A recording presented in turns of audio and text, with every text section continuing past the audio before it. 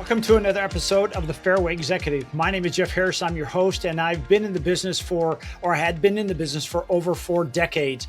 I am so excited to be able to do what I do, and that's interview people like you who are in the golf business, either currently or in the past, and you have something to give back. And it's always fun to talk to people who have amazing stories, and they're so humble. There's not one person I've spoken with who is on their, beating their chest. It's all about team and, how can we make the experience better for our members and our guests? None better than Gus Jones. He's our guest today on the Fairway Executive. I'm so excited to hear his story and talk to him a little bit more. Let's get into it right now. Well, I'm really excited to have you here, Gus. I'm looking forward to hearing more about you and your journey through the golf industry. Now, I realize, when we started this, you said, hey, I'm on the other side of that hill as far as my career. And I can honestly say that too. I've got a few I have all gray hair. But before we do me a favor, roll us back to the beginning. I really would love for you to share with the audience that listen to this. Hey, tell us a little bit about Gus Jones. Well, thanks, Jeff. Yes, I grew up in New Zealand and was introduced to the game of golf, first by my father, who was invited to go and play the local muni. And I think I whined so badly that my mother said, for goodness sake, take the child. And I was on a promise to be able to walk all 18 holes of this executive length course. But I do recall by the 16th hole that I was hanging onto my dad's bag on a pull cart and being drugged around the course. But the next time he had an opportunity to play at a small private club in our area, I think I put up the same sort of fuss and asked if I could go. And by the 8th hole, his host at this private club said, for goodness sake, give the child a club, let him hit one. And I was smitten with it from that point onward. I was very fortunate to have a lady from my home club who spent 17 years playing the LPGA Tour. She was kind enough to invite me to come and caddy for her for a summer in the US. And through that, I got to meet a coach who changed my perspective on how the game might be played. And through watching the world's best lady players play the game, it created an inspiration in me to work harder at becoming a better player. That led to some travel through Europe. And after a period of not really dominating at that level, I was wondering what I was going to do. I was at the British Open in '84, and a friend of mine, Steve Williams, who I'd helped out a little bit when he was younger in junior golf, said, why don't you come out and caddy? And I said, well, I'm a player. He said, well, apparently not. And that led to travel around the world, Europe, Australia, Asia, Japan, etc.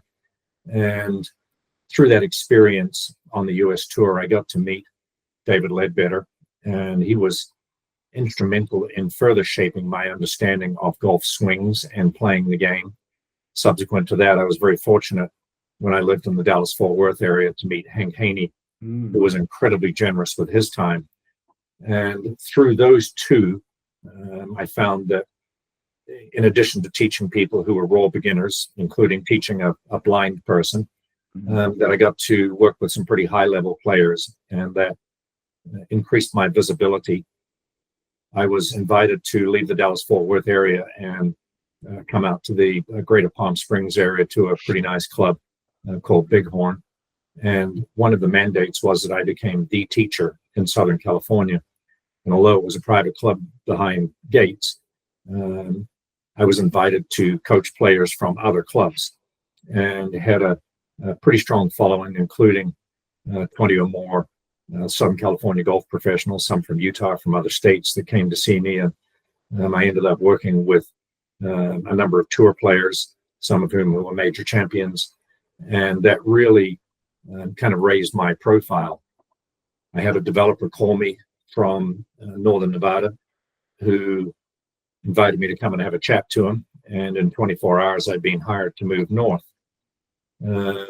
Again, very fortunate that I was, in addition to having operational responsibilities, was invited to continue to teach, and had a number of the guys who were playing professionally still come and visit me in Northern Nevada. It wasn't quite as convenient as coming to the Southern California desert. As time went by, I was invited by another developer to come and join them at a place called Montreux, also in the Reno area. a wonderful club, hosted the Reno Tahoe Open PGA Tour event for 25 years, and was quite successful there. Continuing the story, another developer invited me to come and work for them at the Martis Camp Club, where I've spent the last 16 years, recently retiring as Chief Operating Officer. And I think along the way, as opposed to having my hand in the air, I was asked to take on additional responsibility. And as I was successful with that, I was given more responsibility. As I was successful with that, next thing you know, I'm the general manager. And to my absolute surprise, ended my career as Chief Operating Officer.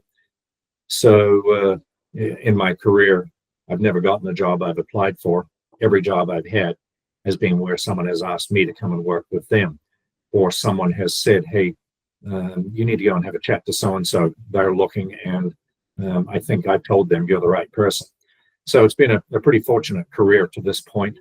And at this point, I've just, as of last week, finally retired and enjoying the fruits of my labor. Well, that's quite a storied story.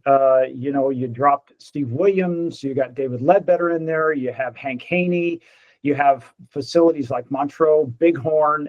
It's like you've played in some pretty tall cotton, as we say, growing up in the South myself. But, with what you said, there's a lot of times where people are coming through the golf industry, if you will. It's a bit of an assembly line, but you didn't take that route, and yet you let your skills almost open the next door for you. With that, Gus, what takeaway would you give somebody who says, hey, I'm in the golf business, I'm just starting out, whether they're a teacher or they're somebody in the bag room? What would you tell them about that's a really takeaway that they don't really hear today? Here at Lux, if you can dream it, we can build it. With golf season starting to wind down here in the Coachella Valley and you begin planning to head back to your summer home, right now is the best time to pre-order your custom golf car from Lux. Why order before you go? You can freeze the prices and secure the manufacturer saving offers. Do it today, and when you return in the fall, your new Lux electric custom golf car will be waiting for you in your garage. Lux, the name you know and trust in the Coachella Valley. Whether they're a teacher or they're somebody in the bag room, what would you tell them about that's a really takeaway that they don't really hear today? Jeff, it's something I share with everybody that has joined the teams that I've been a part of. Keep your head down, your tail up.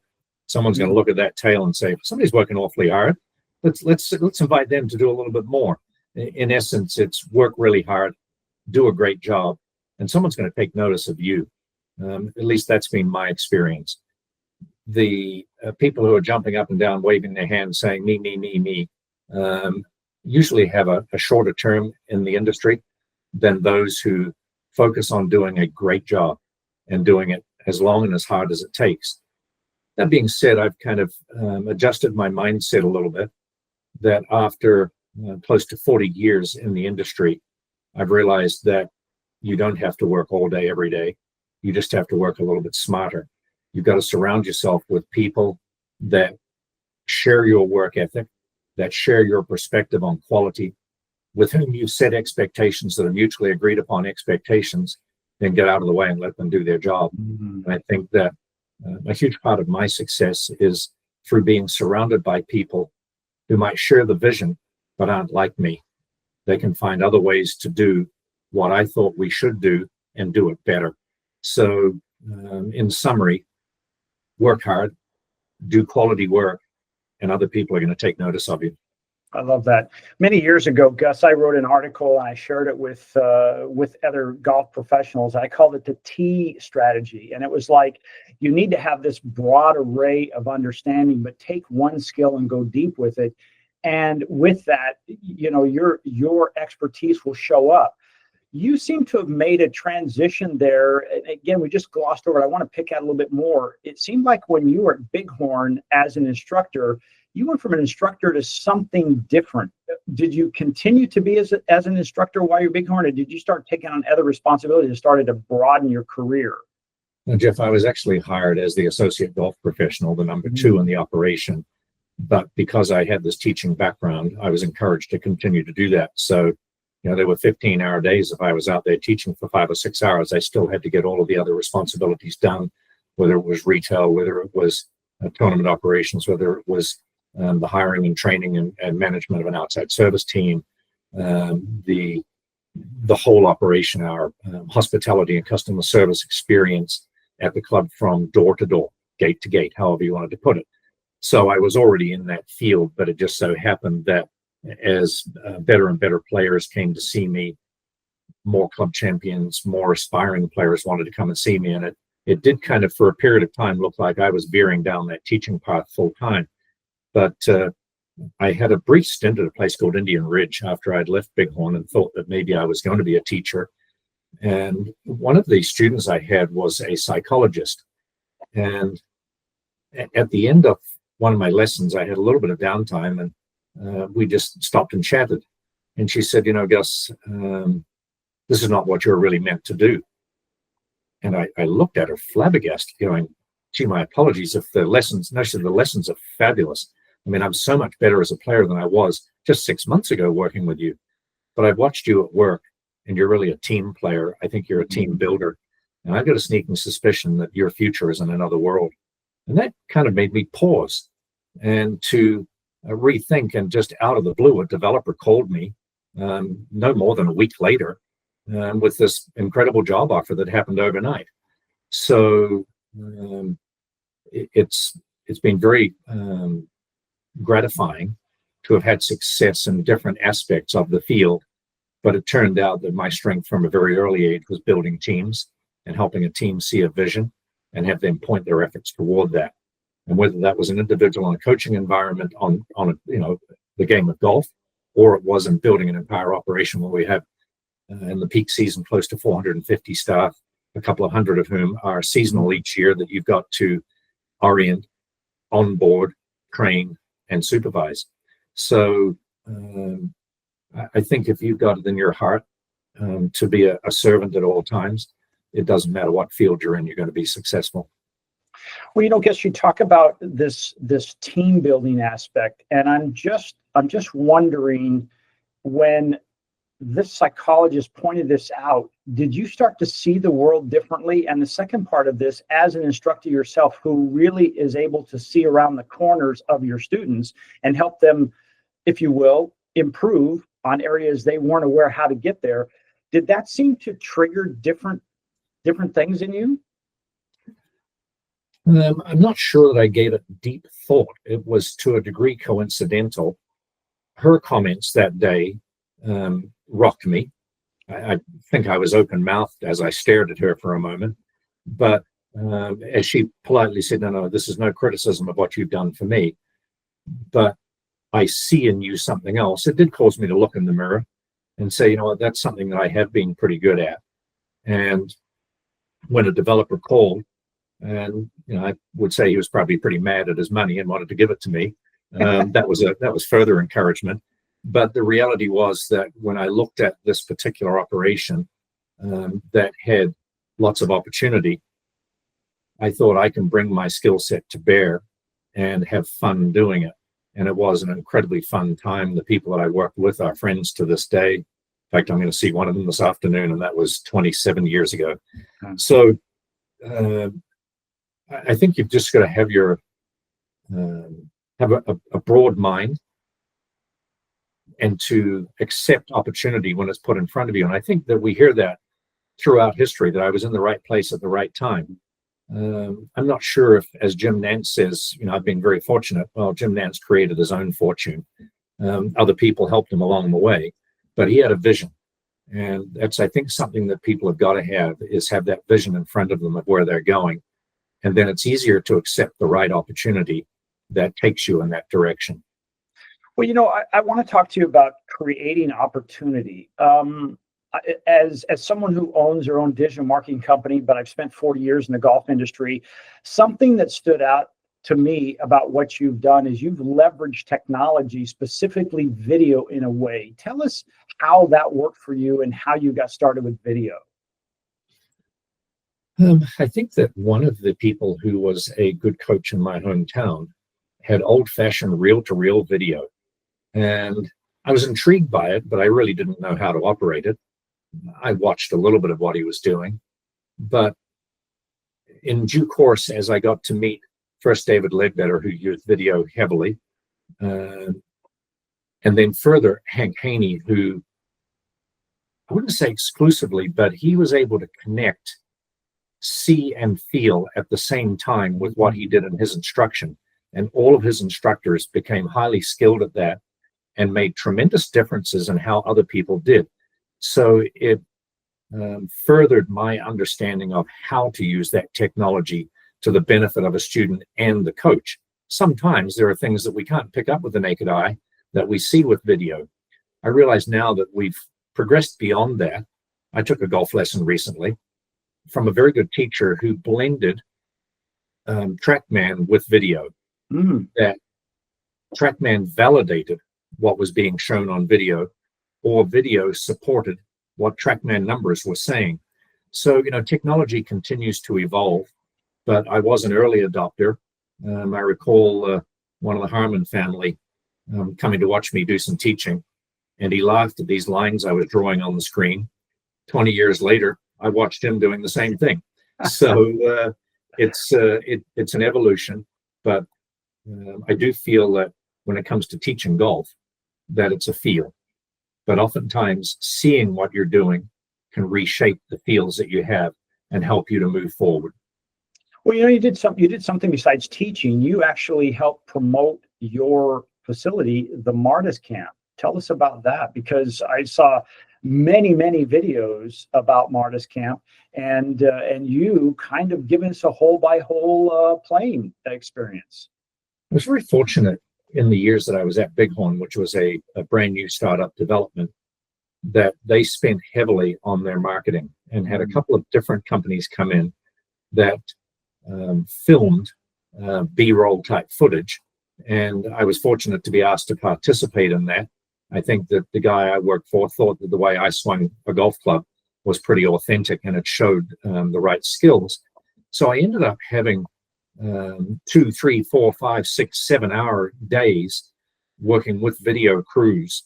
And I became a little bit more comfortable in front of a camera. I think prior to that, I'd have been an absolute mess, but I was coached through some of my errors. There was some patience saying, hey, it's okay, we can do another take, and became more at ease with it. So as I went forward, in my time at Montreux, we had a mishap with a chemical application, and I grabbed our superintendent and said, I'm going to make you a movie star. We basically got on camera and talked about the process of bringing the golf course back to good health. And that was really a fun experience before YouTube. Finding a way to store videos and to create hyperlinks that people could then see these videos was another great learning experience. I knew about video as a medium. I knew that people will watch more than they will read, but I didn't at that time know how to link it to a site that we could subsequently have members upload to their computers. So that was a further set of experiences that made me comfortable in front of a camera. The last element was, yes, coming to Martis Camp. We were about to host a national USGA championship, the US Junior Amateur. And the notion was that we should have someone play every hole and explain how the holes were played. So one of the things that I did, in addition to recording different tips and things for the membership, where we combined how to play the game with course care. We'd do a bunker video and then talk about raking a bunker and its value, and we'd hit iron shots into a green and talk about filling a divot or fixing a ball mark. That were part of the sort of culture of care and stewardship of your own facility. But the elements of playing each of the holes was also a pretty interesting experience. But through those previous years and the 2 facilities that I'd worked at, I had a higher level of comfort in doing that. I also knew that if I, bungled a shot, that there'd be a retake following it.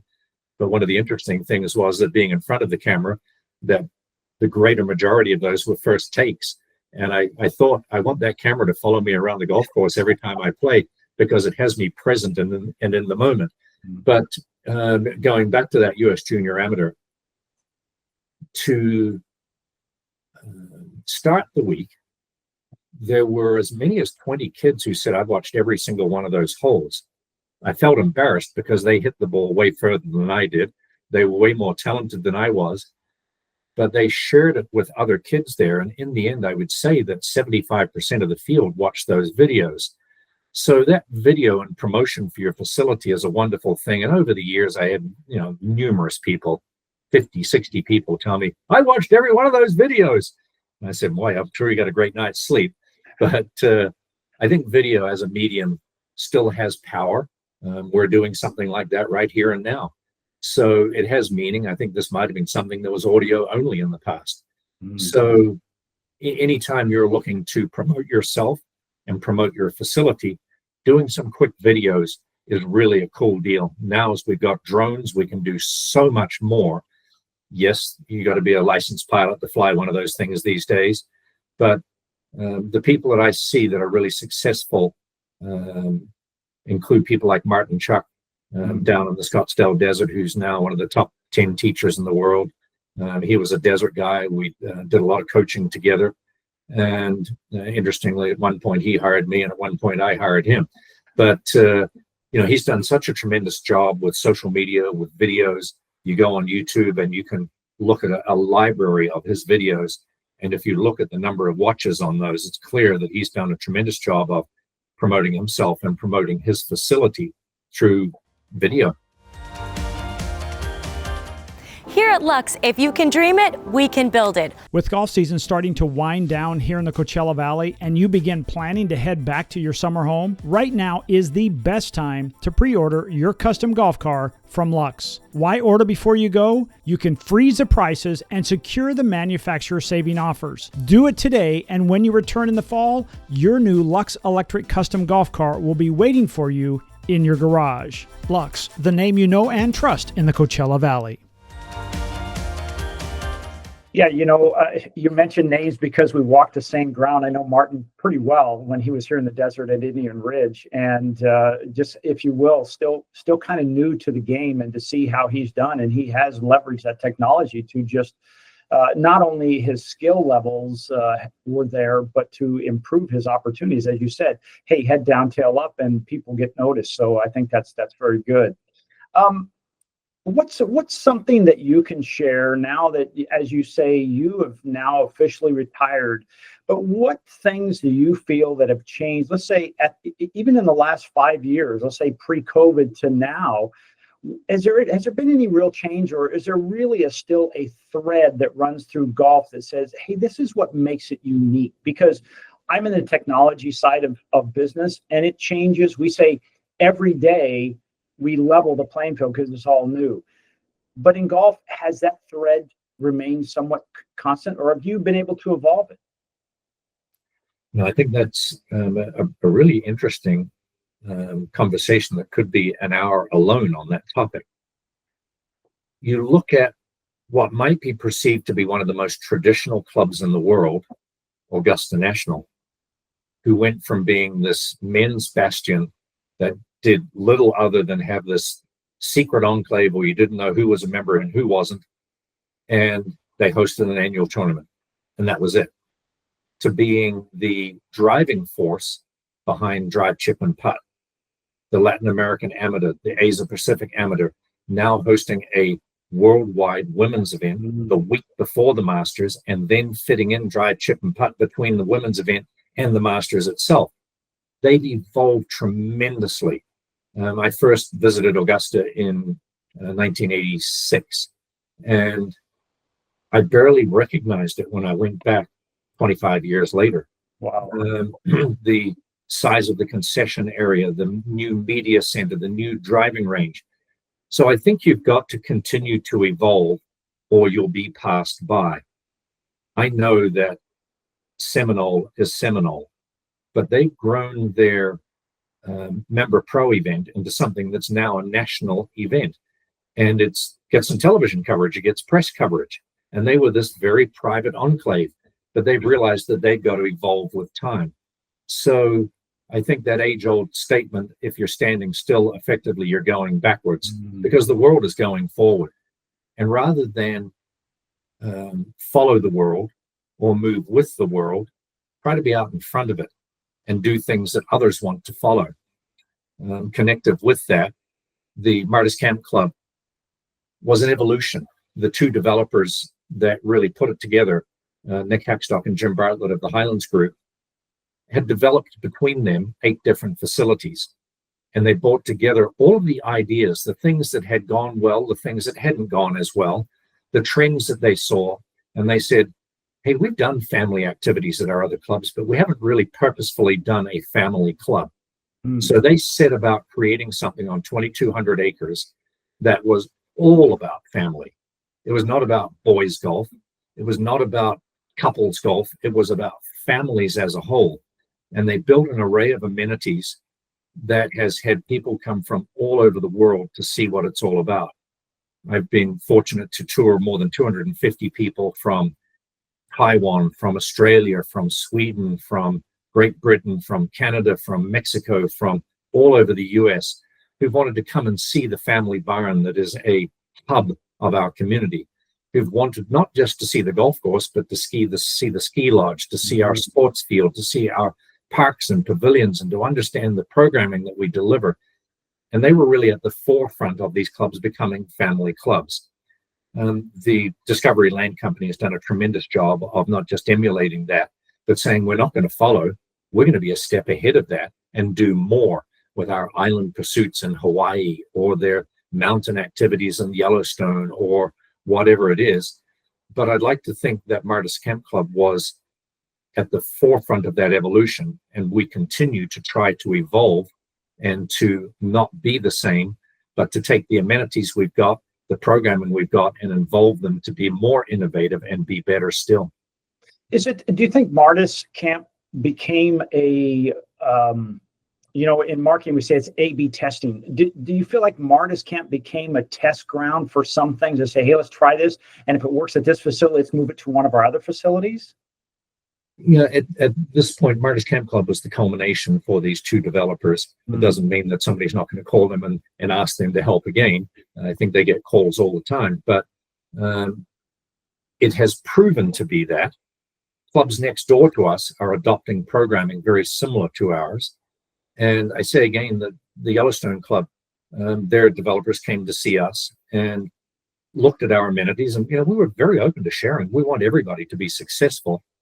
I visited their facility 8 or 10 years later, and I looked at their family barn and thought, oh boy, that's a lot better than ours. Because they took the concept and blew it up. We host a series of summer concerts that are really fun with Beach Boys and Huey Lewis and Jose Feliciano and all sorts of different people from different eras. And they've taken it a step further, where they've got Keith Urban and they've got some real superstars there that are more current. So I think that is the evolution. I went to a really neat property in Texas, Blue Jack National, where they too have built a family barn property. They've got a little bit less land than we have, and they are kind of doing it a little bit backwards versus having done that on the front end. But I'm seeing that in clubs all over the place, where they build a lost library like we've got, or indoor basketball like we've got, and some of these things where they've realized these are things that will attract more than just Mr. and Mrs. Golfer who might have some kids who are players. This is attracting people who are skiers, who are mountain bikers, who are hikers, who are into all other aspects of life, the arts in particular. And their children are at the camp all summer long. They just love the heck out of it. So yes, imitation is the greatest form of flattery. And we see that, but we see people who aren't just copying, but they're doing it better, or they're doing it to fit their environment, to where their version of our amenities and our programming better fits in Texas or the mountains of Montana or upstate New York or in Puerto Rico or wherever it might be. Well, when I was in the golf business, I stressed to my staff, I said, I want you to go out and do a lot of what you're doing. Find out what others are doing and take away some things. And I would ask sometimes on my program, because we've been doing it for now about 8-9 years, as I say, tell us what makes your golf course unique. And what was really, I would call it disturbing, is the standard answers as well. Our greens are in good shape. Our golf course, you can play in 4 hours. You can always find a game. I said, no. I said, that's a given. we expect that. That's the expectation. What makes it different? As you're explaining the Martis camp, I mean, everything you said is different, which sets you apart.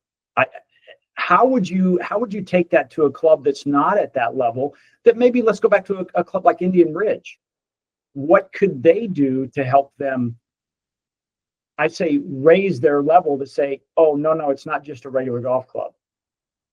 I think there's lots and lots and lots of things, Jeff, and I've seen it and encouraged others to do it.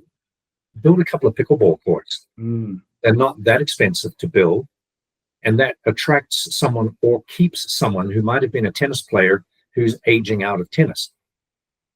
Bocce ball courts are so easy to do. To my surprise, at Montreux, they created a couple right outside where the Cartbone entrance used to be.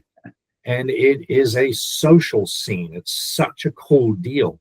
So finding that little bit of space, taking a portable beverage cart out there and creating an evening that might be bocce ball, beanbag toss, ladder golf, some of those things in a space that might have been an old grass tennis court that's not used anymore, or an area that's between the maintenance facility and the clubhouse.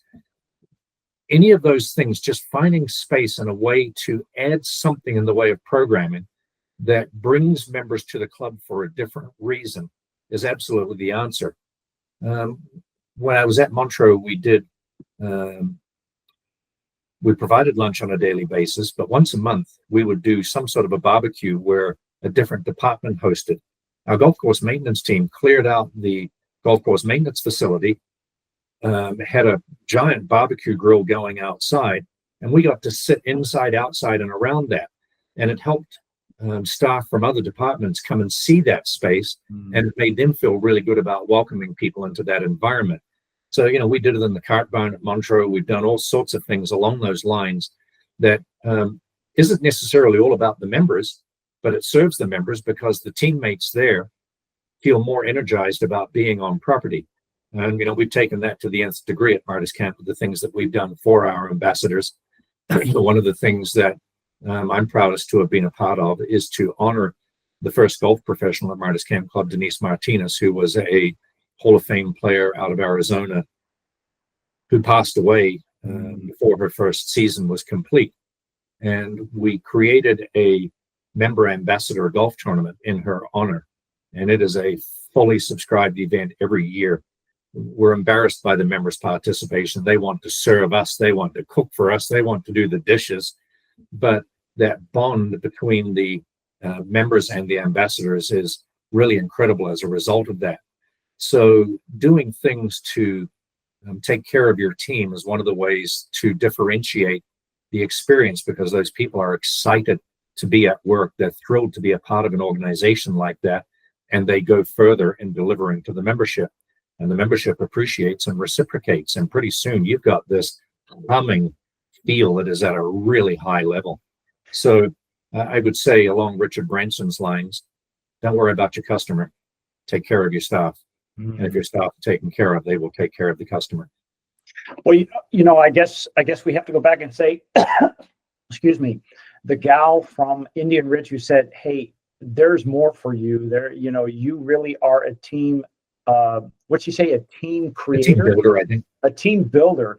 It's obvious in everything you're talking about. It really evolves around team, and rarely are you using the word I. And, I know it sounds corny, but there is no I in team.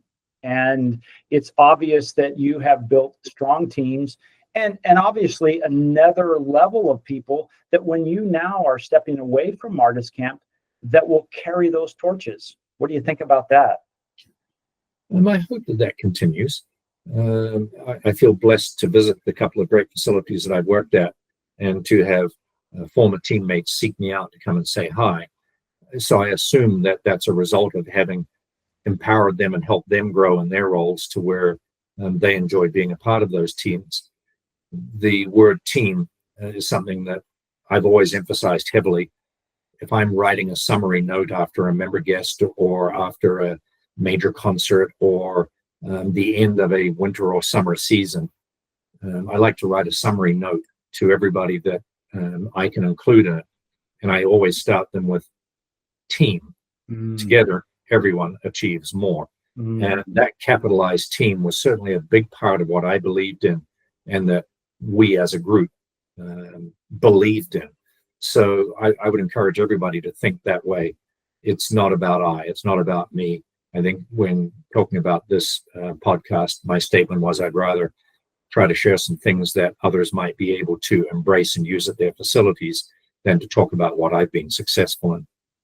Well, I totally understand that. But at the same time, like if you read a biography, it's really filled with so many lessons and so many pieces of gold. And you've laid the foundation for that today. There's so many great things that I hope people watching this or listening to this are taking notes. Pause, take notes, and listen to what Gus Jones has to say, because because he's not saying he's saying these are the things we've done that you can do as well. One last question. What's next for Gus? Jeff, that remains to be seen. There's lots of opportunities, and bringing the energy I've got to bear to help others is a fundamental of mine. I've got a personal mission statement of making a difference in other people's lives, one person at a time, and want to continue to be able to do that. At the moment, I'm serving on our PGA section education committee and mentoring committee. I'm deeply involved with junior golf in the Reno-Tahoe region, including the establishment of a 501c3 to further the junior golf programming in this little town that I'm currently in Truckee, California. So between those initiatives, I've got plenty going on. One of the things that unfortunately I did as a mistake was I set the game of golf aside for the better part of 30 years. It's not that I didn't play at all, but I did not continue to work on my skills to where I was familiar with them. And I sort of set a goal of becoming better at playing the game and creating some time to do that. The other is travel and family. Some of the things that I sadly neglected through my career. I'm very fortunate to have a very, very patient wife, but she did say on a few occasions that she had the pine box ready. All I had to do was fall into it. And, that those things now are things I can change.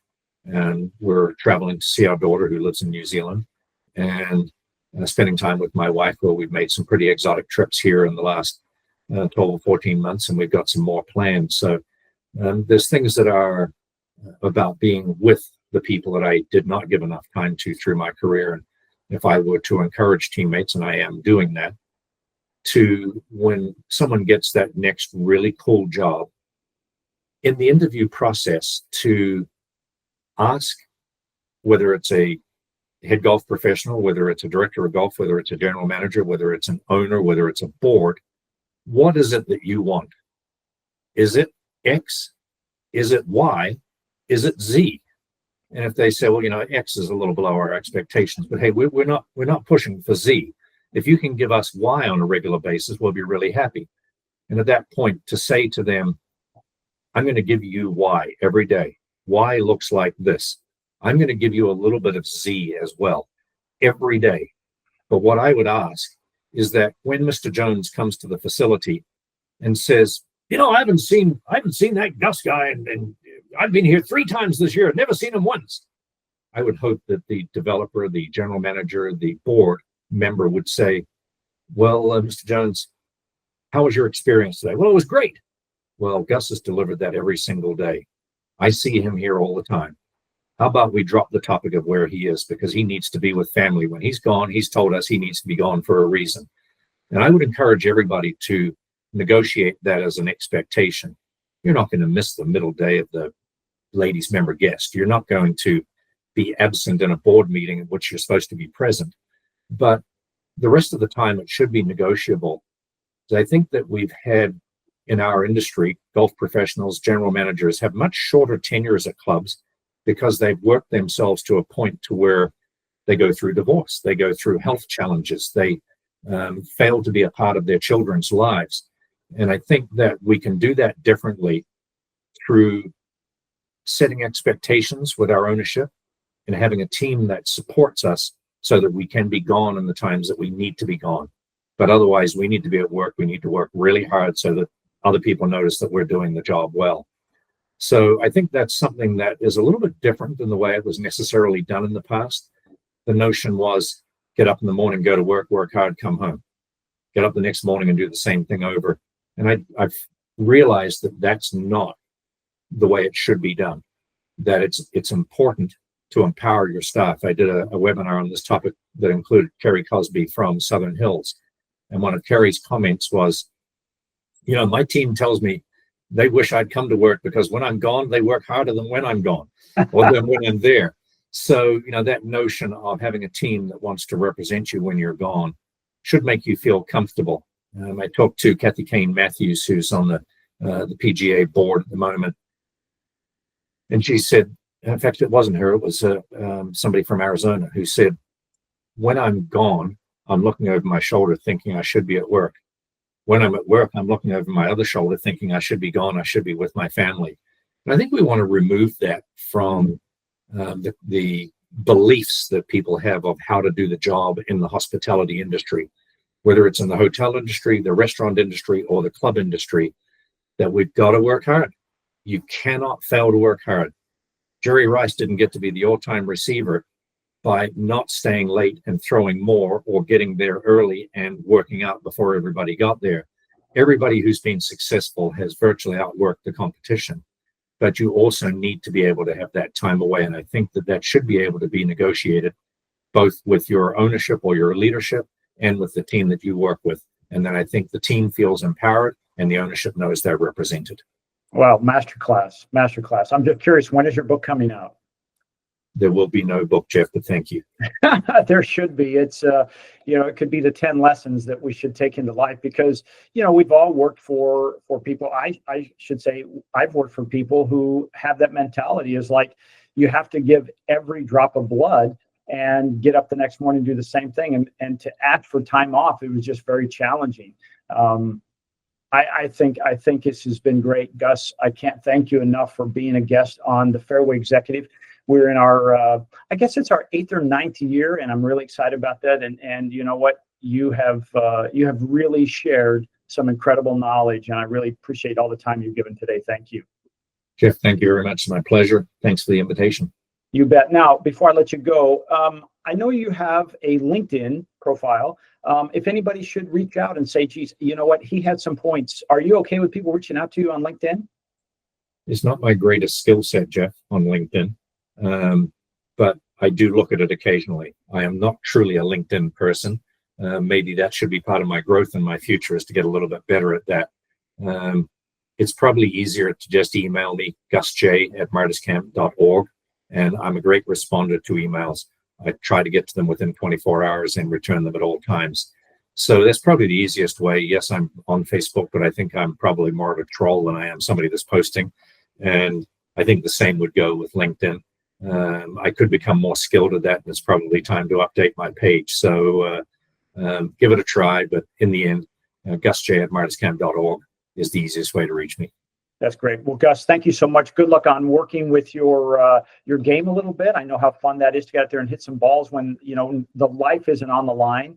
And enjoy your travel, enjoy your family. And again, thank you so much for being a guest today. Thank you. Wow. I don't think I understated that at the beginning about Gus Jones. Here's a guy that's been in the business for a long time, and he did nothing but give back. But he had something that I thought was real important there, that if you miss everything else, is keep your head down and your tail up and work hard. And, doors will continue to open for you. He explained that all the way through. Well, I really appreciate you being here with me today. I encourage you to do me a favor. Please share this with someone you know. And we're always looking for guests on the Fairway Executive podcast that, they're running high-end facilities, whether it's private clubs, it's high-end resorts, it's daily fee, but they're high-end. We'd love to hear your story because, as like with Gus, it was hard to pull those things out of him where he would tell about his experiences, but he did. And he always put it around a we. And there's a great takeaway from that. So without further ado, thanks for joining us today and have a great week. We'll see you next week on the Fairway Executive.